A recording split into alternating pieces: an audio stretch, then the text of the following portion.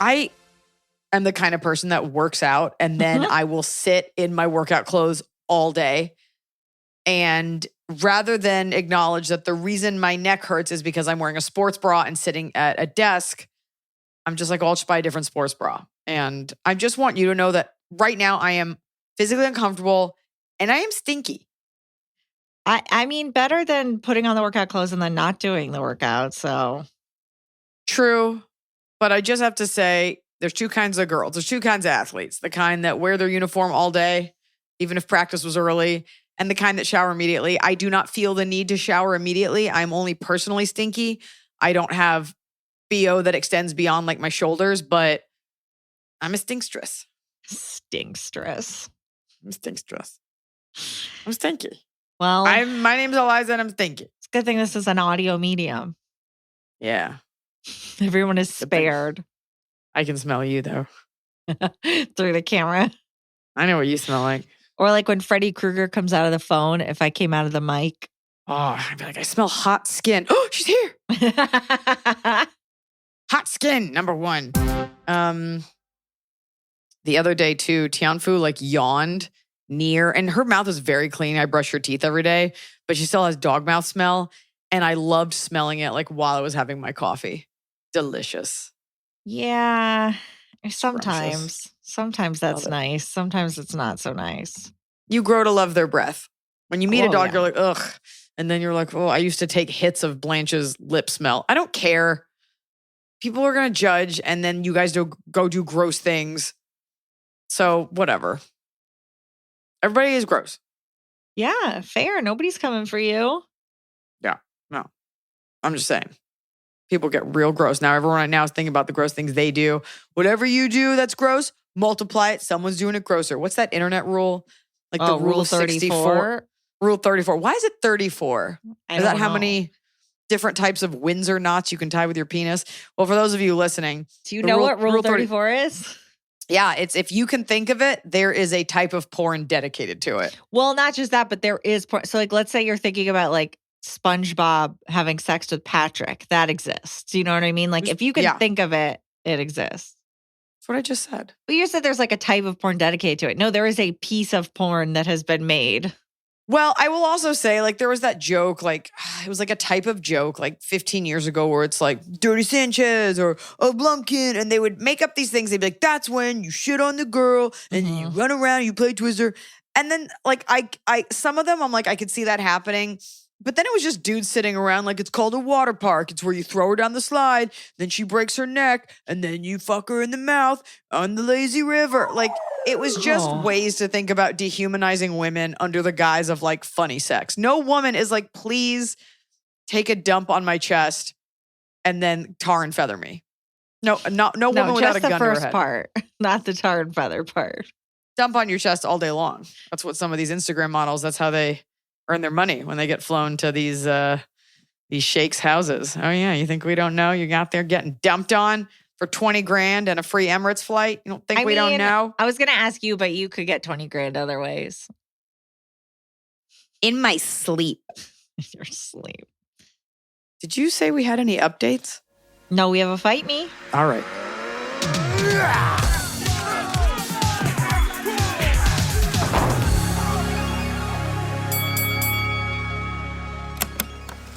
If I receive one more bath bomb as a gift, I'm going to throw it at you. Fight me. The average American woman is like 5'4" and weighs like 170-ish pounds. And for what I just learned is called an alcove-style tub, like a regular tub that most homes have in a full bath with a shower curtain situation.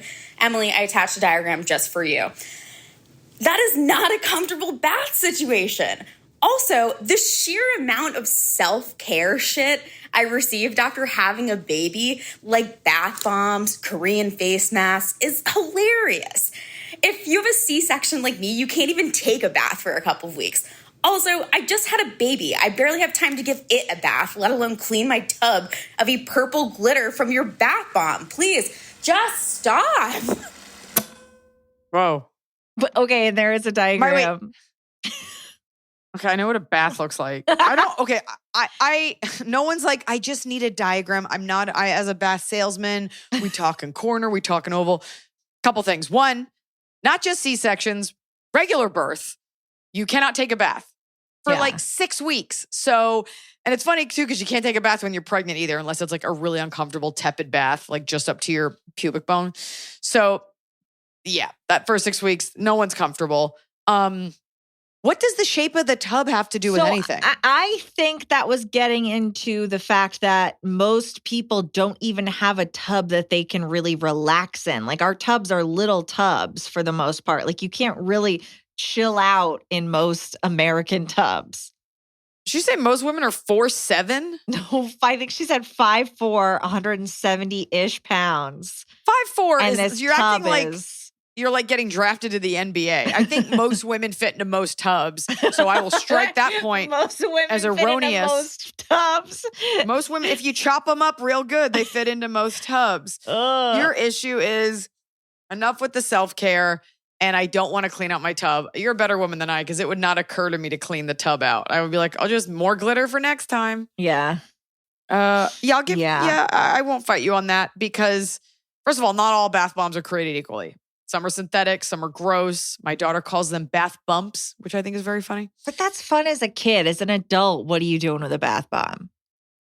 Well, if I was making like a sitz bath, like a eucalyptus one, or like an Epsom salt one, if it has like restorative qualities versus like maybe there's a hidden treasure in this one. Oh, yeah. It's all for Instagram. Like it's always some manicured hand attached to an idiot that's like, yeah, and then I add a bath bomb for me. Like people make their whole personality. Like I take a bath, I put up Netflix, I get a snack. I'm like, that water does not stay warm. No, it's not nice. You're just cooking in it. I almost took a bath at the Best Western, and then I decided against it. Oh my God, Emily. That is so fucking upsetting. I didn't do it, but I was like, this tub's so clean. What's the best way to wreck my vagina? I know.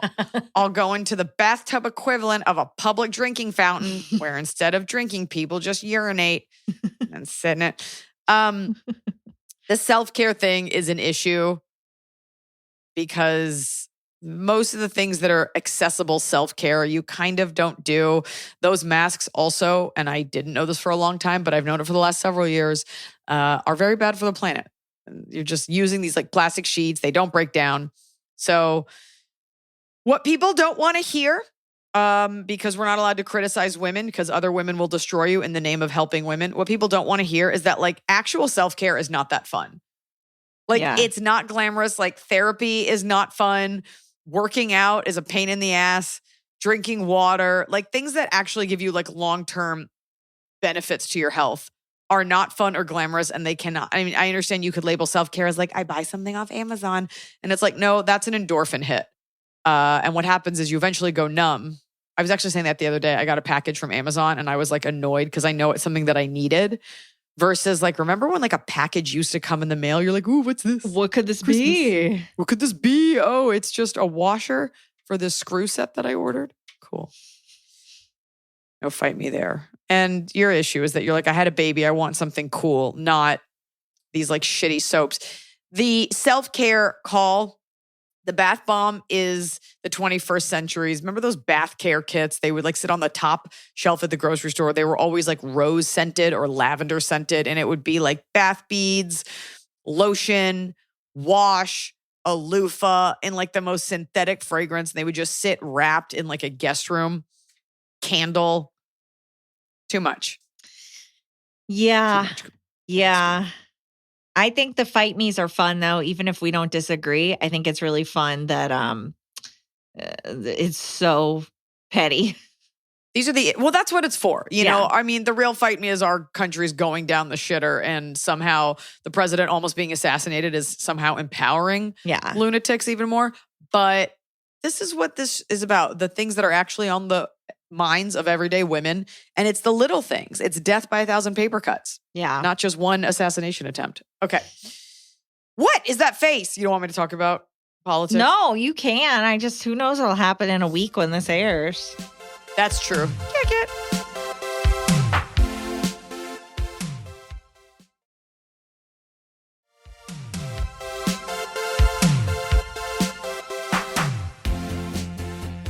Hello. I love the pod and adore you both. Wednesdays are my favorite, and I fall asleep to your voices almost every night. At the end of August, I am driving 13 hours for my best friend's small wedding. I already have plans with her for the night before, but she just texted me telling me that she remembered she'd already RSVP'd to the wedding of a woman who we both graduated with that she is mildly related to. I do not really know this woman, and I'm sure she doesn't know me. My best friend RSVP'd with a +1, but her soon-to-be husband can no longer make it due to work. She wants me to go with her, which I'd be happy to do, but it seems a little weird. Am I allowed to go to this woman's wedding? She already paid for the plate for a +1, and knowing my best friend, I think there's a decent chance if I don't go, she might just bail on the wedding altogether.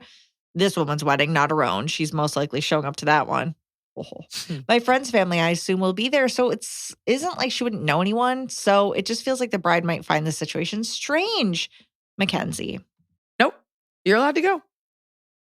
You're not friends with the girl, and she already paid for it.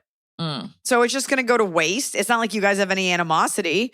Look, it seems like she's already paid for it, but if there's a chance that she could get that money back and you don't go, I don't know. Do you want to go?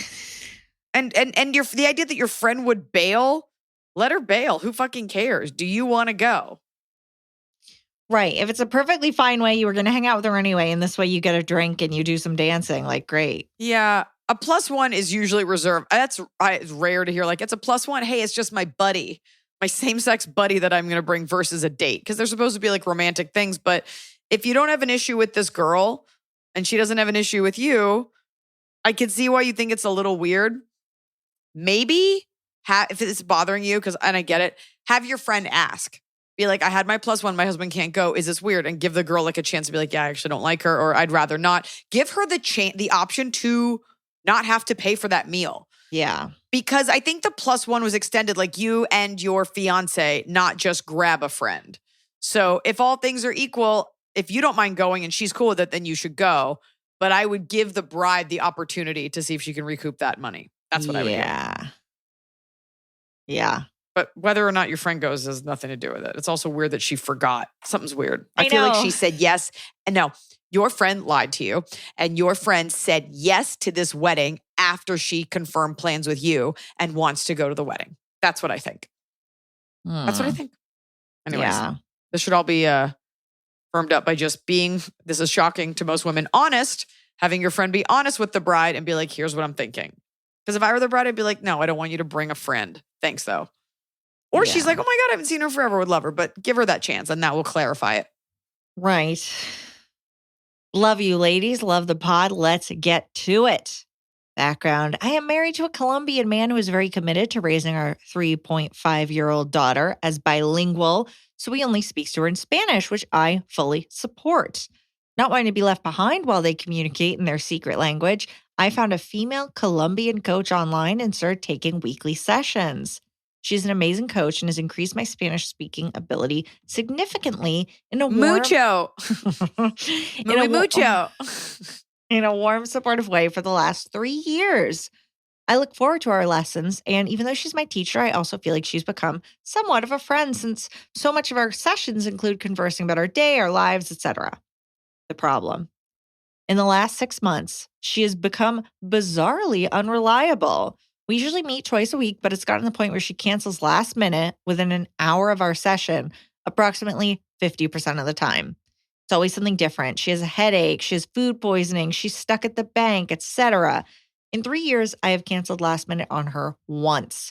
I'm extremely dependable and reliable, despite the fact that my husband travels a lot for work, which means the bulk of parenting lands on me while I also work.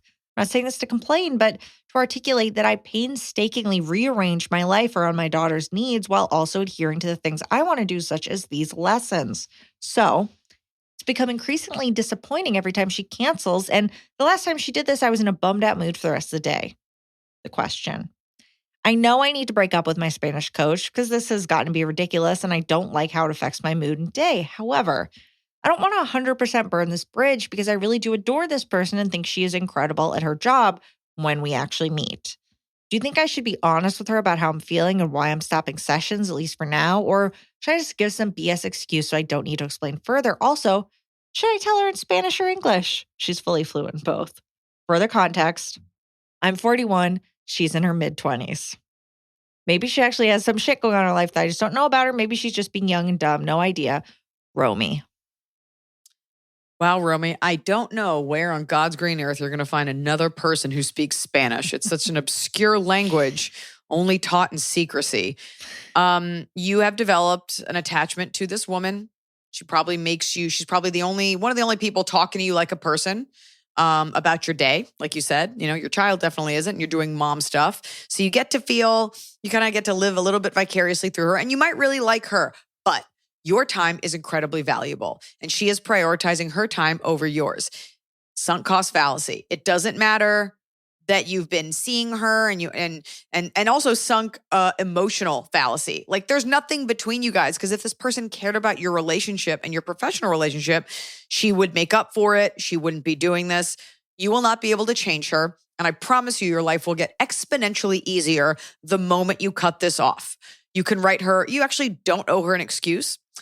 Because she's not giving you the real reason why she is just a flake. She makes up stuff. So you write her a very formal email. Hey, I really loved our time together, but I'm moving on. If you want to say something, great. But saying something, giving her the courtesy of a real reason, I have found, at least in Hollywood, usually only upsets people. You're done. You'd be like, wow, you did it. I'm fluent in Spanish and I'm perfecto. Gracias para su ayuda. Buenos dias. So that's it. You don't owe her anything. You're not really friends. And move on. That's it. We as women get attached to people who give us very little. You see it all the time. You see it in interpersonal relationships, sexually, at work, with friends. You see these things where it's like, well, he barely called, but I feel like I'm really in. Any narrative you have about this girl has been formed simply when you are speaking Spanish under a teacher-student relationship. It'd be one thing if you had formed a friendship outside of it, but your time is valuable. And she's, in her 20s, but you're in a business relationship, so she loses a customer. You don't owe, it's not going to make a difference if you give a response, because also if you give her the reason, then you're going to be nervous about her response.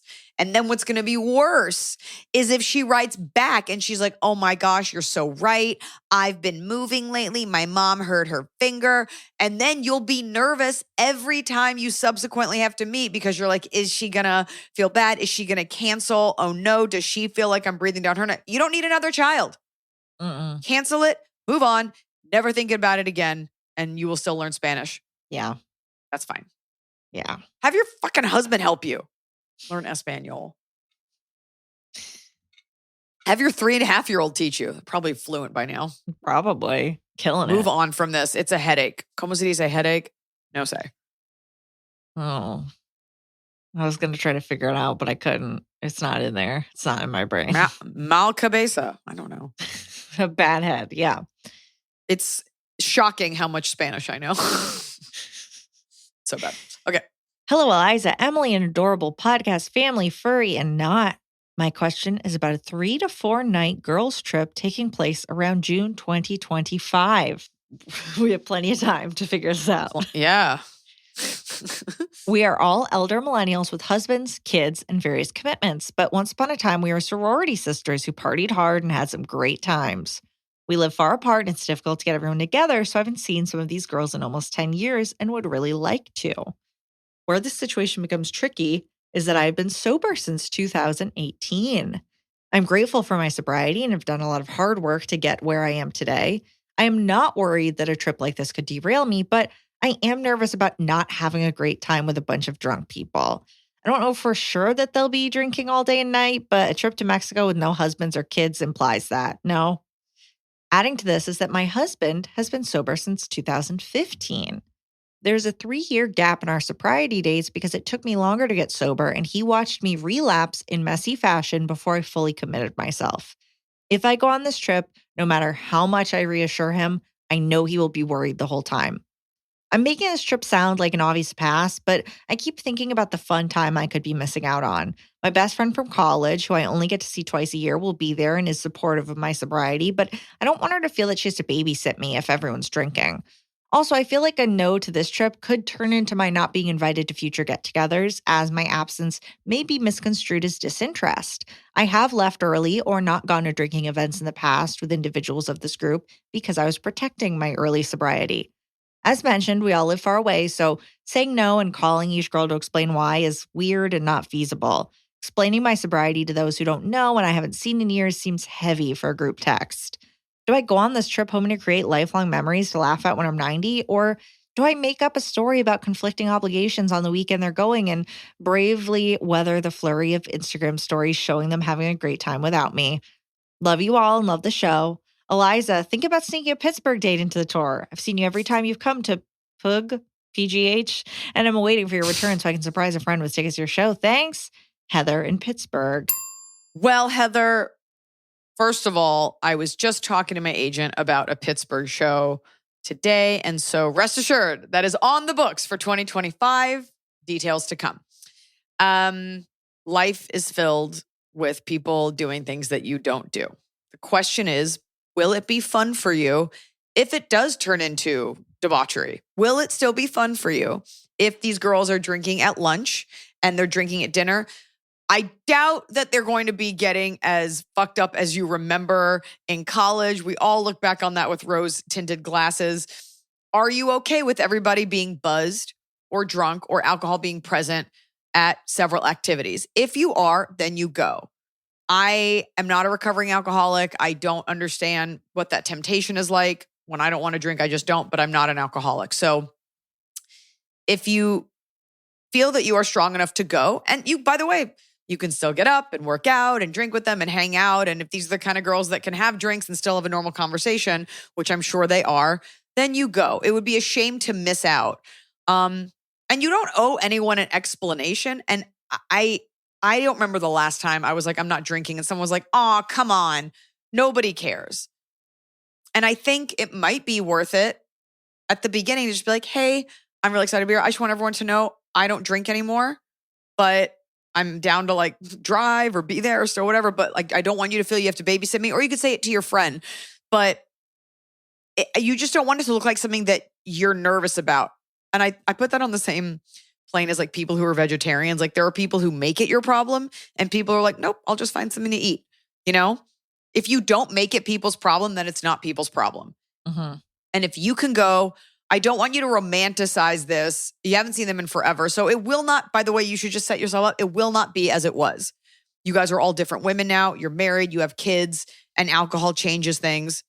You might be pleasantly surprised that maybe they don't want to drink or someone's taking a break or they're just not drinking as much. But as long as you can go and be okay with if they do get sloppy, you just go somewhere else. If you have that self-control, then you should go because you shouldn't miss out on life just because alcohol is there. That's what I think. Yeah. What? No, I agree. I think it's like you said, all these women are going to be, they're not approaching this the way that they did when you were all sorority sisters, hopefully. They're not going to go nuts. But it does get kind of boring when everybody's drinking and you're not. And you're used to dealing with that. Bring a Sudoku. There you go. The thing that lets everyone know that you're a fun person is a math puzzle on a Mexican vacation. Be prepared to not be as fully engaged, but also be prepared to be surprised. So I just think you go with the intention of spending time with these girls. And that's it. This is a great test, you know? And that's sweet that your husband's worried about you. And I think that this is a very healthy thing to do because you cannot prevent alcohol from being around you the rest of your life. And I think you should go. Yeah. Yeah. And what's great is if you go as an experiment, if these girls are all about drinking and it's miserable, now you know for the future. But what you don't want to do is not know. And then all you have are, like you said, their Instagram pictures, which will make the whole thing look incredible. And you'll never know if it actually was shitty. So they were trying to kill each other. Yeah. Yeah. Do that recon.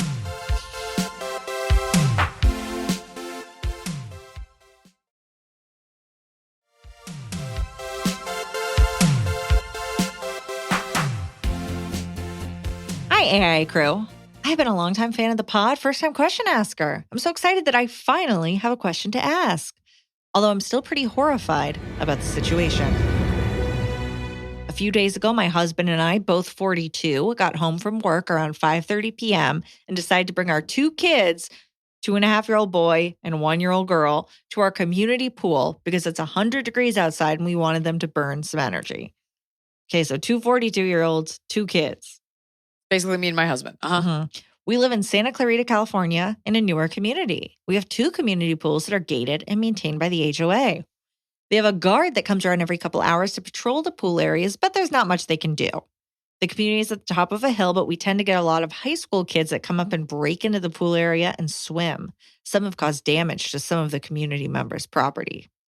It's been kind of a problem that we don't know how to fix. We go to the pool pretty often because it's close to my house, about a block away. It's also newer, so it's normally not busy at all. So this day, we walk into the area and notice some teenagers, 18 to 20 years Gross. old, in the corner of the pool area, listening to music and just sitting around. 2 of the teens were in the hot tub making out, and there were 2 older people in the pool, male and female, around 45. I made a joke when we were walking in and said I didn't want to go into the hot tub after those kids were in there.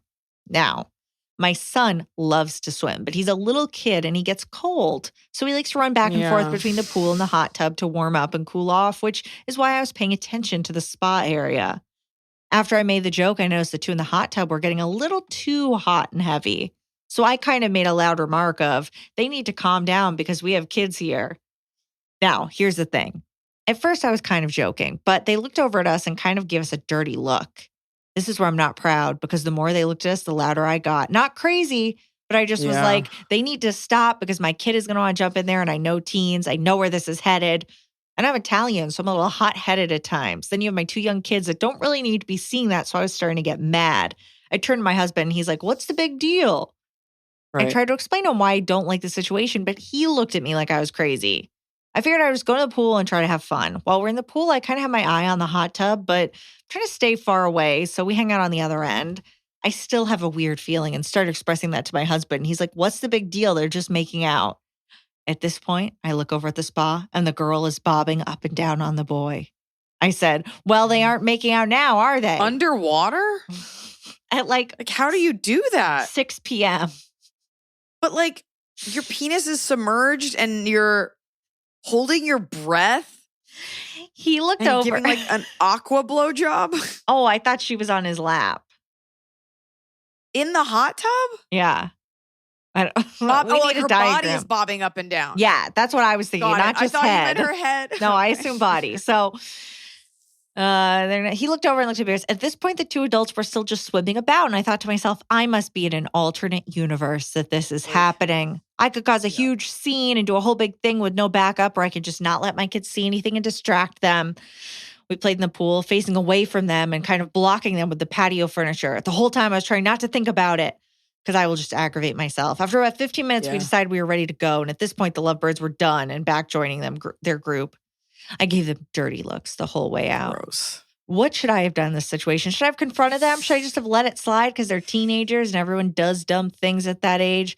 I'm worried what started this whole situation was I was being a jerk and they decided to go at it in spite of me. I just can't understand how 2 teenagers are so comfortable having sex in a hot tub at 5:30 p.m. in the afternoon on a Monday in front of their friends. I heard their friends making comments like they are horizontally challenged. I really don't know the right answer here. I also know that we're most likely going to run into this or at least a similar situation again because these kids aren't going away. I keep going back and forth, so any guidance would be really helpful. Thank you so much. You can definitely use my name, Andrea. And Andrea was at the live taping Monday night. Says thanks again. Our live 300th episode. The guy that was having a midlife crisis was cracking me up because my husband collects Lego sets. So I love that. Yeah. As you're saying all this, I'm getting anxious because Karen has expanded to, and I've talked about this in my stand-up, like it's not even just racist anymore. It's just any woman who gets irritated is a Karen. And it's hard because you're in the right. Where I disagree is your kid doesn't know what they're looking at. They don't. It's just 2 people bobbing up and down. Right. Like they don't know. But it's not about your kid. It's about the fact that you pay HOA dues. You fund this pool. Teenagers are gross, they're irresponsible, they're mentally incapacitated, and they do dumb shit. And you don't want to be around it. Nobody wants to be around a teenager. So the issue is that they broke in. I think you would also just be irritated if they were in the pool. You don't know now if you're positive those kids, like their parents don't live there or something, you know. But if they did break in, this has to be an email to the HOA. And this has to be like put up fake camera signs or something. I think if you wanted to use that hot tub, you can disregard them. Because the other thing is teenagers are dangerous. They're like, it's like weaponized ignorance. Like they will do dumb things without thinking it through. So that makes you nervous because they have no fear. But there's nothing stopping you from getting in that hot tub with your kid. Because you know what? Maybe not with the kid, but. No, with your kid. You don't have to be like, and this is what a penis looks like, Timmy. Just as much as you as an adult don't want to be a teenager does not want to be around a mom and her child. That is your pool and you can do whatever you want. And I would have done that. That's what I would have done. I would have let her splash and do everything and they would have gotten out. But this needs to be an email to the HOA group figuring out a way, like if we're going to pay for this, how do we combat this? Yeah. And I'm sorry, your husband is right in that, like, they weren't doing anything. It is fucking gross and disrespectful and illegal to have sex in public, but it would have gone a long way if your husband was like, hey guys, can you take this somewhere else? Right. Right. Yeah. Your issue is that they were there. And I get it. Sometimes you're like, I just don't want people here. And, what's the big deal? The big fucking deal is that I pay for this and you don't. Yeah. Sometimes I get anxious. Like if somebody is doing something annoying, it's not illegal, but like this is part of being in public is sharing spaces with idiots, unsavory people. And sometimes it's just all you can do is just turn your back to it and get annoyed. But I get it. It's not safe. It's disgusting and it's annoying. So, but also there's also the version where her husband's like, guys, can you take it elsewhere? And they're like, fuck you, boomer. And then it's like, cool, now I'm just here with my kid. It changes it when you're with children because you're like, I don't want to get beaten up in front of my baby. But I get why you're frustrated. Yeah. Yeah. Ugh. Also, I'm glad that we sorted the visual of the aquatic blowjob because I didn't quite get that. I could be wrong, but I think it was lapsed. You know what it's called? It's called a PBJ, a pool BJ. Ew. PBJ. Ew. Hey, everyone. I'm a longtime fan since 2014 and have listened to almost every episode of the podcast. I'm a single 28-year-old female, not a nurse or grad student. I actually am graduating Army flight school this summer flying helicopters. Okay, she does have a life. It's been a long 2 years. I just need some big sister advice / pep talk encouragement. When I first arrived at flight school, I met this guy on day one and the following weekend went to the beach, which was like 2 hours away with him and his roommate. This dude, we'll call him David, was dubbed Prince Charming by mutual acquaintance. He's perfect. Super nice, Southern, great at carrying a conversation. His eyes are like glowing saucers. Super engaged in conversation. Just such a pleasant, well-rounded person to talk to and be around. I had a great day with him, LOL. And since we'd all just moved to that Army installation for school, I thought we would remain friends. The next weekend, I was at their house along with others for a football game, and I had several reasons to easily get my hopes up super high that he possibly liked me. He would ask me questions, ask what I was thinking. He remembered things I had said at the day one welcome stuff and would tell people. For example, I had said I worked at Disney. He would tell his roommates, she worked at Disney. And when I made a pretty good joke, he'd ask me to repeat it to people. And we actually had a mutual friend, even connected to flight school. I thought we were very similar people and got along. I'm from the South. I'd like to think I'm not boring or dead weight, and I'd like to think that people find me to be a very pleasant, likable person. He went away to a 3-week training course the following week. When he came back, I texted him 4 times in the span of a week, normal texts, saying I wanted to hear about his training, inviting him to the beach with a mutual friend from his course, and asking if it was okay to go to a house party he was hosting because it was technically a party for the course he was just in. He didn't respond to any of them. While I told myself he sucks at texting, I know deep down he doesn't suck that bad. I went to the house party with a mutual friend who was in his class, saw him, and the first thing I said to him was, "What's wrong with your phone? Why didn't you respond to my texts?" But it was so loud I had to yell it in his ear. He said he just didn't have his phone, which is bullshit, I know. At that party, I felt so out of place. And for the first time since high school, I was worried that people thought I was weird. I was 27 at the time and way too old for that insecurity. I left a blue cooler at his house on purpose as a small excuse to text him and see what happens. Yeah, I know. A few nights later, I saw his truck in an empty parking lot, and I wrapped it in wrapping paper and covered the windshield with bows. This was around Christmas time. I know I did it for attention, and I sincerely thought this would put back together any friendship at the least we could have had. I like playing small pranks on people, but this was the craziest thing I've ever done. The story is pretty funny. Completely spur of the moment, not pre-planned at all. Hard commitment, solo job. I even left a note on the windshield saying, "Your truck is red, my cooler is blue. Your car looked quite dismal. Merry Christmas, you filthy animal." And left a skull and crossbones just to be cryptic. The next day, I texted. My God. I'm sorry. Just the end of it, you're like, I don't know if it's worse that it was spur of the moment or if you had planned it. Like, I don't know which is crazier to be like, oh, there's a truck. I know. I'll wrap it. I know what this needs. It's the Christmas season. This is a logical thing to do. The next day I texted asking if he still had my cooler at his house. I thought he thought it was funny at first, only because my mutual friend was in a course group chat with him and he sent the group Law and Order style evidence pics, like a black and white photo of the truck and text asking for the cooler and the note in Ziploc. I got the cooler back, but it was just unceremoniously left at my house while I was gone. I sent a picture of a bigger skull with wrapping paper as the crossbones with the cooler and never got a response. Oh my God. I'm so embarrassed for you right now. I saw him the following Monday and said, "Thanks for my cooler." And he looked at me, nodded his head, and kept walking. Absolutely nothing. I overthought the whole thing and went kind of crazy. I kept texting him, either inviting him and his roommates to see a movie with mutual friends or asking if his truck was okay or if I left any damage. I got stuck with car problems myself and texted him saying, "No need to get back to me. Karma got me with ... Nothing. I eventually realized I had crossed too many boundaries of his and was not being chill at all. Didn't matter if I could justify why my feelings were hurt or that wrapping his truck is funny. I did upset him. So I called and left a voicemail apologizing for wrapping his truck and overstepping any boundaries. I was honest about how I'd enjoyed that day at the beach and that I liked him and wanted to be his friend. And if I had done anything wrong unwittingly, I wanted to make it right. That was such a hard phone call to make. My heart was beating so loud, I'm sure you could hear it in the voicemail. He did text me saying thanks for the call and that, he was upset and he wanted space, which, ouch, but I understand. Space? I gave him space. And the next 2 times I saw him, it was brief, but he said hi. I was at a house party of his 2 months after, and he didn't acknowledge me. Stop going to his house. I know. He seemed to look through me and basically treated me like I wasn't there. I didn't really see him again for another year, and same cold treatment. He was about to graduate flight school, and I told him congratulations. That's exciting. And he said thanks, but that was it.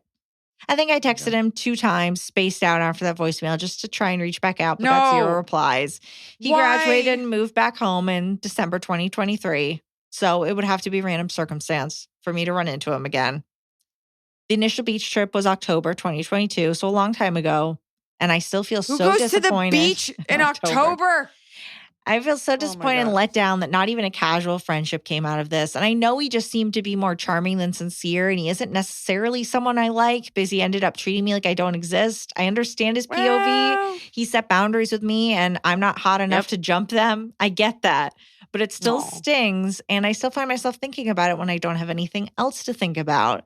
I know this is super dumb to say, but a little gremlin deep down is saying, message him. And the louder voice is saying, nope. No. This is the louder voice. Yes, we're the louder voice. I had unfollowed him pretty much after the last time I texted, which was about a year ago. I think I deleted his number. So you didn't. If you say, I think I deleted his number. I know there's a silly part hoping that this time will work. I don't know how to let it go, and it either makes me feel shame or inferior. Any advice and big sisterly love would be appreciated. And then she shared a photo because she says a picture of the truck. See how hot he is. Oh, I don't have a picture of the man, but are you ready to see the truck? You just have to see because of whatever you're picturing. Let's see the wrap job you did on this. Okay. Is this like in The Office when they wrapped everything in Christmas wrapping? No. It's... Oh, no. It's so bad. For then, those of you at home, it's just like 5 panels draped of Christmas wrapping, draped over just the grill and the sides. And then there's a bunch of bows all over the front. Bows on the front. Did you glue those to the car? Like, did you hurt the paint? That's what I say. The tape, the paint. Listen. As your big sister, never, ever, ever communicate with this person again. Because this is actually a role reversal that I'm sure happens often, but usually, and I'm not doing this to make you feel bad, usually it's the guy in your situation. The guy meets a girl. The girl is just funny and charming and makes the mistake of being nice as he was to you. I think you viewed it as flirting and he was just being congenial. And I think if you think back, this guy probably is popular. He's probably good looking, but because he made you feel like you were the only one in the room. And I would also venture to say that you don't get that type of attention often, having nothing to do with you. But if you did, then that wouldn't be so special. So my heart breaks for you in that regard, but that is nice. It is, every once in a while we run across these people that they say Tom Cruise has this effect on people where like when they talk to you, you are the only one that exists. And he made you feel special and he made you feel all the things that you, in a very healthy way, already think about yourself. I will say in your description of yourself, you're not overtly confident. You're just like, I'd like to think that people like me. I'm a nice person. So I think he gave you a confidence boost, which is so great. But I talk about the role reversal because usually it's a girl. She's like, I don't know. Like I talk about this in my stand-up actually. Like I just was nice to him and now he won't leave me alone. So you took this kind act of him just treating you like a person and you ran with it. You can't control the way other people react to stuff. There was a way he could have reacted, but you were thinking, I'll take it to a funny place. And he just read that as crazy, which all things considered, if he's a guy that's like, yeah, I just like met this girl at a party. She was in my flight class and she did that. It's crazy. And you did it with no cause. Like, it's not like you guys had gone back and forth. He'd already ignored the text. So I don't know what it is in our brains that are like, maybe if I just keep doing the thing that's deterring them, maybe they'll make a hard right. Maybe they'll make a U-turn and come right on back. You can't fix it. You'll never have to see this person again. He probably never thinks about you. And you don't deserve to have to think about him. It did take a lot of guts. And you can tell he's a good guy because he did acknowledge when you left him that message. So he didn't like leave you on red. And that's it. You said what you had to say. You liked him. That's okay. You didn't hurt anyone. Never, ever, ever reach out to this person again. I think that this story is... Emily's like, you should reach out. No, you shouldn't. And here's what I'd say. You shouldn't. But I feel like we've all been there to a certain extent where you just send one too many messages and you're like, well, now I need to send 17 because what if he didn't like that last one? And now I need to explain what I said in the last one. He didn't reply. And maybe if I say this, I'll like it. Maybe, I remember something he likes. Why don't I bring that up to where you're just like, spiraling and you shoot yourself in the foot.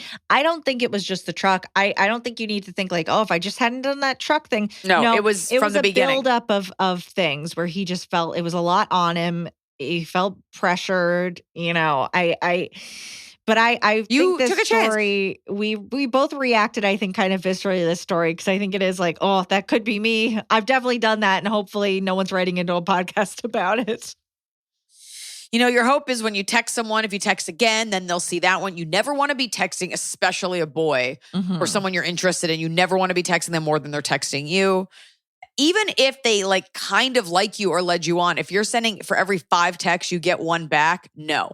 Yeah. So just keep that in mind. Like always be yourself, but like it's a great way to tonally gauge if someone's into you. Never calling you back, never taking you up on things because from the get-go, he's right. He did set a boundary and you liked him and that's okay. You did not hurt anyone. You just liked him. You don't have to be hurt by this. You don't have to use this like, and in the future, I always be yourself. And you did do something that if the guy liked you, it would have been super cute, but you just misread it because you liked him so much. So my heart breaks for you because the idea would be that you interact with guys who like you and make you feel valuable enough, often enough, that when one does pay attention to you, it's not the best thing ever. But you didn't do anything wrong. I mean, you did.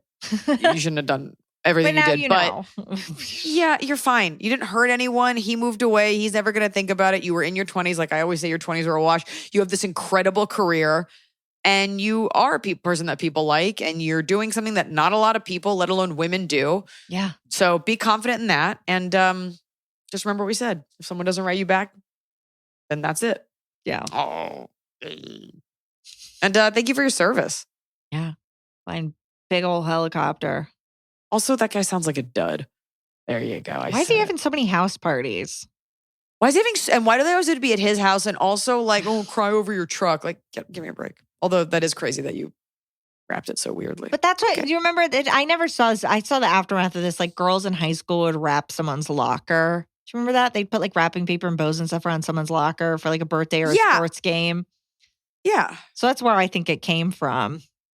It's also like a little extra crazy that you did it by yourself. I love the thought process of this person. Yeah. Who's driving by and goes, his truck? You know what I should do?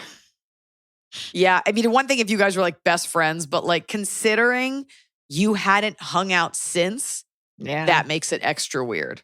Yeah. But it's okay. And we appreciate you sharing this story. Yeah. Stuff like this, I mean, embarrassing stories like that are what make the world go round. And it's a fun thing to look back and laugh at. Yeah. If you look back at it angry or you're like, you still should love me or I'm still going to reach out. We are telling you now because you are at the tipping point where you could become a bad person. Right. Right now, you're absolved. I absolve you. Move on with your beautiful life. Fly high. Yeah, we need to have an Iliza confessional. Oh, I love that. That could be a segment where you call in and you just unburden yourself of like the worst thing. I don't want to hear those things, probably. Oh, man. It's going to be a lot of 20-somethings. Yeah. I barfed somewhere so bad. Yeah, I farted and gave someone COVID for my fart. I did it on purpose. I knew they were sick already. All right. Top of the cob. It's the top of the cob. We're doing it right every day. You just take a bite. Top of the cob. Okay. I wrote this down. This is so gross. I know. I'm going to say my top because it's so gross and so small. My bottom of the cob is lately on Instagram, and this has contributed to me erasing it several times a day from my phone. I've been getting served bad content. And when I say bad content, I mean things that have like 15 likes, bad lighting, like you shot it in your small business, like it hasn't hit the internet yet, or it has, and this is all it got. And I get mostly these videos these last few days. And I'm like, it's almost like I'm standing on the bank of a polluted river and like everything that washes toward me instead of beautiful shells is just garbage. Like it's just a trending song, like birds of a feather. And it's just some girl like beating a shitty bracelet in like Knoxville. And she's like, come by my apartment to pick it up. 15 likes. I don't know. Maybe that's the universe being like, you need to stop looking at Instagram. But getting unverified, gross, dumb, poorly made, poorly lit, unliked content, it's just empty calories. The ads on X have been getting really, really bad since so many big advertisers pulled out. So they're all like insane, like AI guns. And like, I'm like, what is happening here? I will respond to a real ad on Instagram. I've definitely bought like leggings off of that. I bought a shirt off the other day. But when it is someone collaborating and it has that little colorful bar at the bottom that's like advertisement, I'm like, move on, move past it. I know this is garbage. I don't care. At least have the balls to be a real ad. Anyways, what's your flip of the blob? My bottom of the cob is I hate riding in a car I'm not driving. I hate it. And I think it is transformed. Like, I don't know if it's psychosomatic or what, but I get car sick now if I have to ride not as the driver. No, definitely. You don't. I hate when it's only girls that say that, by the way. Only women. You have never, I'm sorry, this is very serious. You have never met a man that's like, I get car sick if I'm in the back. Only women say that. And I think it's a fucking lie. I do, but I just said I don't know if it's psychosomatic, a lack of control. It is. I don't know, but I feel truly you love control. Like I'm going to throw up. And it's horrible. No, there are people that get car sick. I had a relative who had a psycho controlling girlfriend, and she was like, I always need to sit in the front. I'm like, I'm not trying to fuck my own brother, so you can be near him. But like, yeah, especially an SUV, like the bench in the back is never the most comfortable. But I think it's a way for girls to exert control and like be near the man in the front.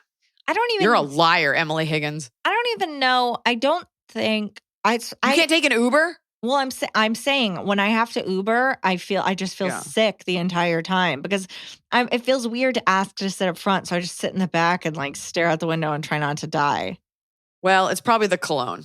I have not been in an Uber that smelled like a normal person in a very long time. Okay. What's the fan bottom? My bottom of the cob is to be cautious when trying mushroom coffee or dried mushrooms in coffee. I gave this a try back in November before it came up on the podcast. And turns out I must have been allergic to one of the mushrooms in the mix. And over Thanksgiving week, I had 3 days of having mushroom coffee and later that evening throwing up. The worst was it happened on Thanksgiving. It was our first Thanksgiving with our new baby and my poor wife had to hear me hacking up a lung while cooking. Fortunately, it helped because I rallied and had Thanksgiving dinner late. I also got my money back for the mushroom powder. No need to keep me anonymous. Matt from Denver. Oh my God, Matt, I thought you were going to be like, I also got my money's worth because I was so empty by the time I ate Thanksgiving, I got to eat double.